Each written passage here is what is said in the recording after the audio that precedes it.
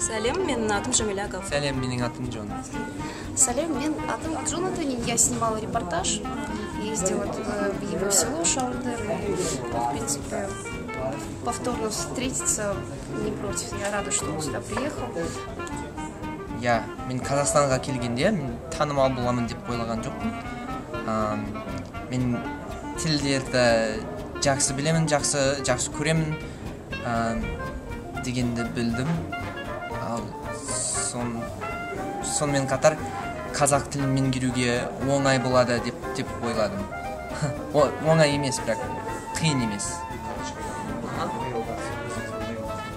То, что все эти негативные комментарии, мне кажется, это наоборот, я этого, может быть, и добивалась, негативного эффекта, потому что он привлекает внимание. И я рада, что это вылилось в итоге в позитивный эффект.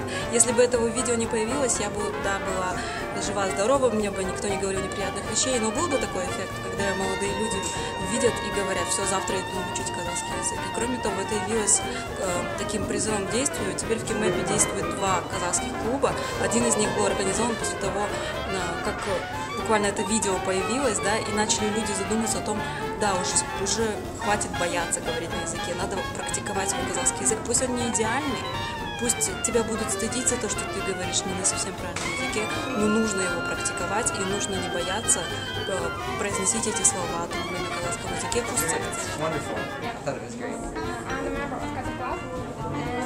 Здесь изучают в Кемэпе казахский язык. То есть я нашла второго человека, мне стало вдвойне стыдно, что я не знаю казахский язык. Қазақтар шамалы орысша білу керек, ал орыстар шамалы қазақша білу керек.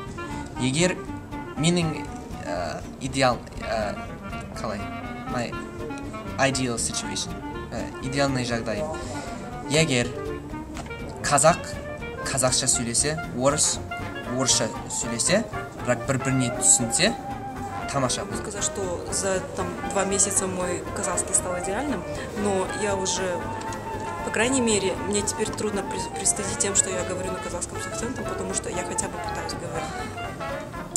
Мен көп тіл білемін, 4 жарым білемін. Испанша, французша, ағылшынша, қазақша, шамалы орысша.